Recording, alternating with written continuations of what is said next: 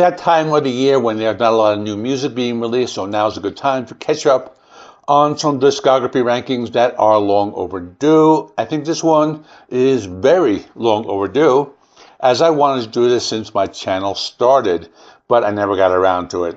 I'm talking about ranking the albums by Pink Floyd.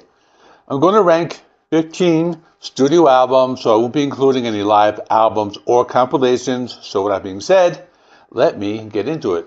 Coming in at number 15 is Umaguma. This is a double album released on November 7th, 1969 through Harvest Records. First part of the album features 4 live songs, which are from their first 2 albums, and one is a B-side called Careful with His Axe, Eugene. But this part of the album has a live version of Astronomy Domini, Set Controls for the Heart of the Sun, and A Sorcerer Full of Secrets. And this album alone is 40 minutes long with 4 songs. So it's almost an album in itself. But then there's the studio album part, which has very long, mostly instrumental songs. But I think the only one I liked, and that was only a little bit, is the song The Narrow Way, written by David Gilmour. I think it was the only one that was listenable. I'll be honest with you, I never liked this album. I had a hard time getting into the entire thing. I know the live versions of the disc are okay, but the studio album part, which is side 3 and 4, is really difficult for me to get through. So for that reason, I never liked the album that much. I don't know if there are people who are fans of this, but I can never get into it. And that's my number 15 at the end. And number 14 is The Final Cut. This is the 12th studio album released on March 21st, 1983 through Harvest and Columbia Records. The album includes unused material from the band's previous studio album, The Wall, and new material recorded through 1982. It's the last album with Roger Waters. He left the band in 1985.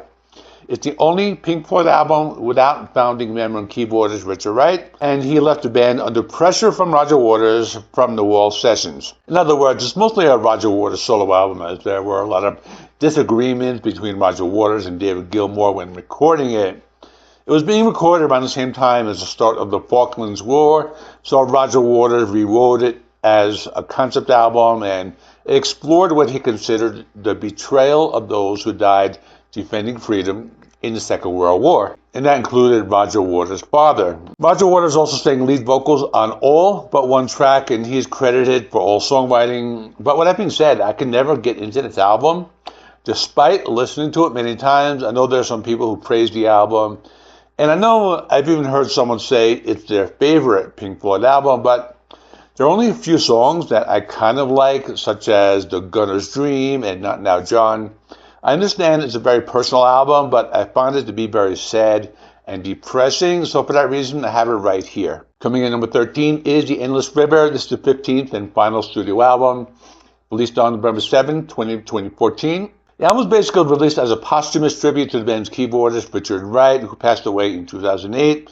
It's almost entirely instrumental and ambient, and it was meant to be a swan song for the group. A lot of tracks are unfinished tracks from the Division Bell, so they date back to the 90s, back like 1983. David Gilmour and Nick Mason revisited the tapes, and they went over all this footage. It was like 20 hours worth of footage, and they spent months overdubbing all this, new guitar and drum parts, and modern studio technology. And they wanted to just make this long experience. And for me, it's okay. I know a lot of people like it. I like the song at the end. It's the only one with vocals called Louder Than Words. I like the song a lot, even though it kind of sounds like something you would hear on a typical David Gilmour solo album. And I like the track Talkin' Hawkin', which features the synthesized voice of Stephen Hawking, similar to the 1994 track Keep Talking from the Division Bell, and I'll be talking more about that later. Division Bell is actually going to be a little high up on this list, so it's a little spoiler for you. But I don't listen to it often, but if I put it on, I don't mind listening to it. It's also a good album to listen to before you go to bed, so it serves that purpose as well. Coming in number 12 is A Momentary Lapse of Reason. This is the 13th studio album released in the UK on September 7, 1987 by EMI, and the following day in the US by Columbia Records. Most of it was recorded on the converted houseboat Astoria, which belongs to David Gilmour. First Pink Floyd album recorded without Roger Waters. There were a lot of legal battles taking place between the band and Roger Waters over the use of the Pink Floyd name. They weren't resolved until several months later after the album's release. The album also has Richard Wright, who was fired by Roger Waters during the recording of The Wall, although he's only credited as a session player.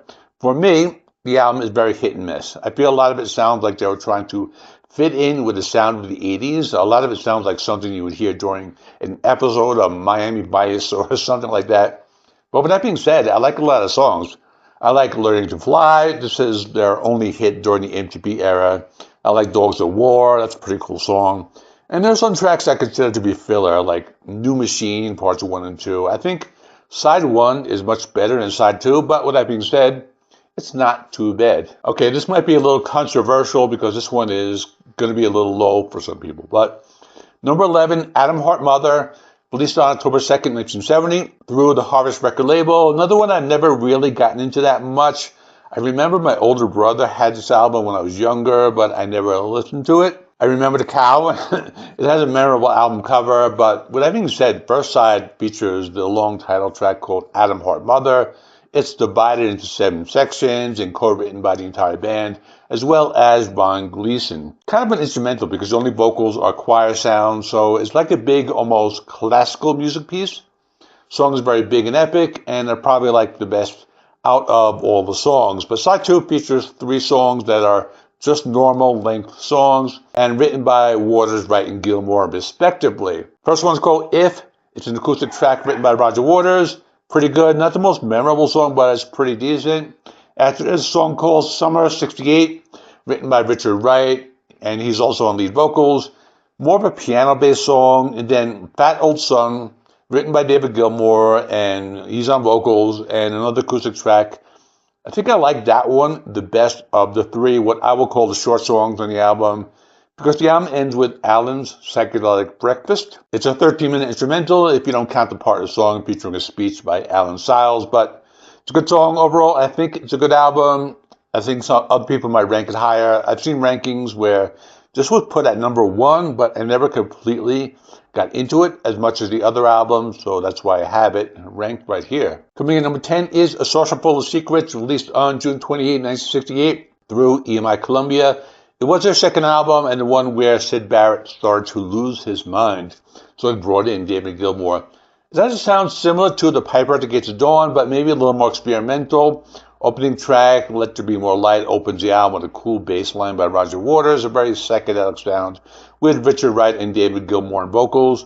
Then there is Remember a Day, which is a mix of classical music and psychedelic Britpop. Maybe the best song is Set the Controls for the Heart of the Sun, very trippy Roger Waters song.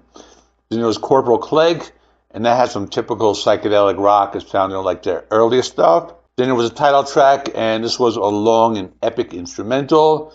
And the album ends with 2 short tracks, and there was the Richard Wright track, Seesaw. It kind of sounded like 1960s psychedelic rock. And the last song is Jug Band Blues, only sung by Syd Barrett on the album. It kind of sounds something you would hear on the Beatles, Sgt. Pepper, that type of song. Overall, I think Piper is better, but I like it. It's a good album. Coming in number 9 is More, released on June 13th, 1969. Technically, a soundtrack to a movie of the same name. I know a lot of people usually rank it fairly low, but I've always liked it. At this point in the band, Syd Barrett was completely out of the band, so it was just the 4 core members of the band. The album is all over the place in terms of style and music. Half of the songs are instrumentals. The album opens with Cirrus Minor, starts out with just bird sounds, and that lasts for like a minute, and then another trippy song. And there's the Nile song. This is probably like the heaviest Pink Floyd song ever. Sounds kind of like a grunge song that could have come out in the 90s. Then there's the Crying song, another very trippy and laid-back song, followed by a jazzy instrumental called Up the Khyber. Then Green is the Color, it's a folky acoustic track, followed by Cymbeline, which is one of the more memorable songs in the album. Side 2 of the album features another rock song called Ibiza Bar, another one that sounds like it could be a Pearl Jam or Alice in Chains type of song. The rest of the album features instrumentals as well as a Spanish piece featuring the flamenco guitar of David Gilmour.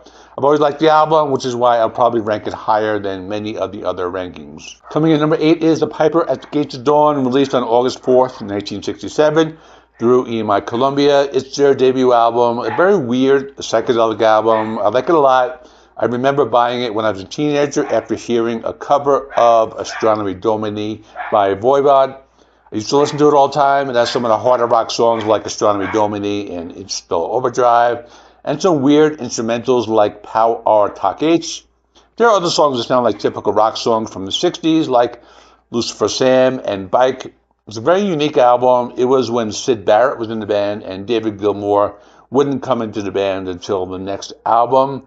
I like it. I usually see this ranked a little lower, but for me, I will have it higher than most other rankings because it has a lot of memorable songs, and I remember listening to this a lot when I was in college. At number 7 is Obscured by Clouds, their 7th studio album released on June 2nd, 1972 by Harvest and Capitol Records.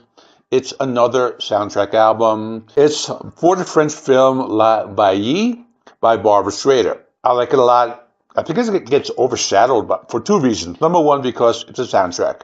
Number two, it's sandwiched between two of their biggest albums, Metal and The Dark Side of the Moon. Because of that, it gets overlooked. But with that being said, it's a really good album. It features 4 instrumentals and 6 songs with vocals. The album opens with the title track, Obscured by Clouds. It's an instrumental written by David Gilmour and Roger Waters. Kind of slowly brings you into the album. It's pretty cool, has a very droning electronic sound, and I like it a lot. After this is another instrumental called When You're In. It's more of an upbeat rock song and written by the 4 band members. And after this is Burning Bridges, written by Richard Wright and David Gilmour. And Richard Wright is on lead vocals. It is a typical Pink Floyd sounding song with a very dreamy rock sound. After this is David Gilmour song called The Gold It's in the, more of an upbeat rock song, maybe even moving towards hard rock. After this is What's the Deal, another David Gilmour song, which is more of a laid-back acoustic-based track with a little bit of a psychedelic sound. Then there's an instrumental called Mudmen, which is more relaxed. It's a piano-based song. Side 2 opens with Child's End. It's a David Gilmour song and maybe the best song on the album. It's the type of song that really foreshadows the sound they would have on their next album, The Dark Side of the Moon. After this is the Roger Waters Free 4. It's interesting because it's a mix of acoustic guitars, but it has some grungy, distorted guitars as well. And the laid-back piano ballad, Stay, written by Richard Wright. And the album ends with the instrumental, Absolutely Curtains. Overall, I think it's a very overlooked album, and actually one of my favorites. And number 6 is The Division Bell, the 14th studio album released on March 28, 1994 by EMI Records in the UK. And April 5th through Columbia in the US, and also the second Pink Floyd album recorded without Roger Waters. At this point in time, the band is mostly just David Gilmour and Richard Wright. It features Wright's first lead vocal on a Pink Floyd album since The Dark Side of the Moon. Gilmour's fiancée, Polly Sampson, co-wrote many of the lyrics, and that deals with themes of communication. It's the last Pink Floyd album to be composed of entirely new material, and the last recorded with Richard Wright, who died in 2008. I've always thought it was a really good album. The album has 2 instrumentals, Cluster 1 and Marooned. I think my favorite tracks are What Do You Want From Me and High Hopes. David Gilmour has a lot of awesome guitar solos on the album. Sounds like classic Pink Floyd, even though it came out in the 90s. I also like the fact it doesn't sound dated, like I mentioned with Momentary Lapse of Reason. And I also saw this band on tour in Yankee Stadium, so that's another reason why I go back to this album often. Coming in at 5 is Metal, released on November 5th, 1971 through Harvest Records. It's a pretty good album because side 1 features 5 tracks, which are typical length songs. Side 2 features just one 23-minute track called Echoes. So let's talk about them. The album opens with One of These Days, written by the 4 band members, mostly instrumental, if you don't count the fact that song title is in one part of the song. But really a cool song. I like the bass guitar intro, and I think it's one of those songs where the band is discovering their new sound. That would be the sound of all the other albums that came after this in the 70s. I think this album in general is very representative of the band moving away from the psychedelic and progressive rock to the more signature rock sound. After this is A Pillow of Wind, written by both David Gilmour and Roger Waters. It's another pretty good song. Has a little bit of a country sound to it. And then there's Fearless, probably my favorite song from side 1. It's another acoustic song. It has a very memorable acoustic guitar riff or chord progression, whatever you want to call it. And I know it has very weird, hard, like guitar tuning because I attempted to play it at one point, but it's definitely my favorite song from the album. After this is Saint Tropez. It's a Roger Waters song, probably my least favorite of the songs. It's a jazzy type of song, which is not too bad, but I like it less than some of the others. And then the last song on side one is called Siamus, and it's about a dog. And it's a very loose track. I like it because it features a dog barking and howling in the background, so it's almost like the dog is part of the song. I like it a lot. Side two is Echoes, and that's the long, epic song written by the four band members, featuring vocals by David Gilmour and Richard Wright. I've always liked the song. It has a very big and theatrical sound, and there is even some controversy with Andrew Lloyd Webber stealing the main riff, which is similar to the Phantom of the Opera. And you can kind of pick out that Phantom of the Opera like riff or melody in the song if you listen closely. But overall, it's a very good album. It's the album that really shows the band turning into what they were when they exploded in the 70s, and really good. Coming in on fourth, The Wall, their 11th studio album, released on November 30, 1979, through Harvest EMI and Columbia CBS Record. It's the last album to feature all four post-Barrett era Barrett band members. If you're unfamiliar with the story, it's about a main character named Pink. He's a burnt-out rock star, and he creates this like psychological wall of social isolation. One of my favorite double albums and one of my favorite concept albums of all time. I think it's one of the few albums that's better enjoyed in a live setting, but the studio album is still very good. It's just one of those albums you can listen to front to back in one sitting. I think with this album, there are a few songs that can be listened to as standalone singles, but there are some really great songs like Another Brick in the Wall Part 2, Comfortably Numb, Hey You, but there are also a few songs that kind of need to be listened to in the context of the whole album, like The Trial or Waiting for the Worms and Vera and many others. But it's a Bob Ezrin produced album, so there are parts of it remind me of like the original Alice Cooper albums of the early 70s as well. I know some people say the album is bloated or has filler, but I think every song is needed to be there to move the story forward. So for that reason, I have it ranked here. This next one might be a little surprising, but number 3, Dark Side of the Moon, Band Aid's studio album, released March 1st, 1973 through Capitol Records in the US and March 16th, 1973 through Harvest Records in the UK. I know it's probably number 1 for most people, but for me personally, I like it a lot. But it's just not number 1 for me. But with that being said, let me talk about it. It opens with Speak to Me, an instrumental by Nick Mason, moving on to Breathe in the Air with David Gilmour on vocals, another song I really like a lot. It's a very dreamy song, and moving on to On the Run, another instrumental, and then Time, probably the best song on side 1. I think Time is the centerpiece of the first side, where everything else revolves around it. The end of side 1 is The Great Gig in the Sky, featuring the memorable lead vocals of Claire Torrey. Then moving on to side 2 is where I think the album has the best songs, kicking off with the lead single Money and going into Us and Them, which is just a very memorable song. In the middle of side 2 is the trippy instrumental Any Color You Like. The last 2 songs really close out the album very well, featuring Brain Damage and Eclipse. Again, I don't need to speak a lot about this album. I know everyone knows this album very well. Coming in number 2 is Animals, the 10th studio album released on January 21st, 1977 through Harvest Records and Columbia Records. It's another concept album, focuses on the socio-political conditions of mid-1970s Britain. I remember my older brother had this one when I was young, and I didn't listen to it back then. I think it was a weird album, like with all the song titles being about pigs and dogs and sheep, but now I understand the concept behind it. I only started listening to this album about maybe 10 years ago, but since then, it has grown to be one of my favorites. It has 5 tracks, the bookend Pigs on a Wing songs, which are very good acoustic tracks, then 3 epics. I really like the 17-minute long song Dogs. It has complex chord progression and some awesome lead guitar work by David Gilmour, who plays a Fender Telecaster. And the song also has some cool keyboard textures on the Hammond organ. There's also the 11.5-minute long song Pigs, 3 different ones, which has a cool talkbox solo by David Gilmour, and there's also Sheep, which has some very well-written lyrics about the working class. Overall, the type of album you can either listen to from front to back, or you can just pick out any of the songs to enjoy as a single song experience. And my number 1 is Wish You Were Here, 9th studio album released on September 12, 1975 through Harvest Records in the UK, and a day later in the US through Columbia Records, their first for that label. Most of the album consists of Shine On You Crazy Diamond, a tribute to Syd Barrett. He also dropped in for a visit during the making of this album. I have a whole video on that on my second channel, but The song is amazing. It has a classic four-note guitar riff. It's gone on to be one of the best Pink Floyd riffs in their career.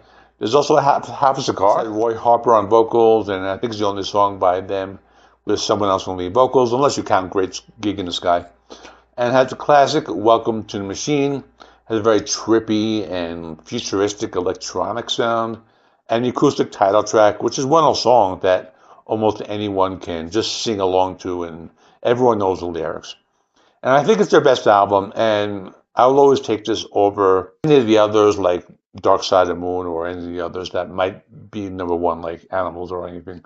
It's a perfect album, and it's the peak of the band's success. And as all, let me know your ranking in the comment section. Check out the playlist of Pink Floyd album reviews. I reviewed many of their albums, so if you want to learn about any of the albums in full detail, I have probably reviewed like most of them, and they will be in a playlist over here. And subscribe, all that good stuff. See you in the next one.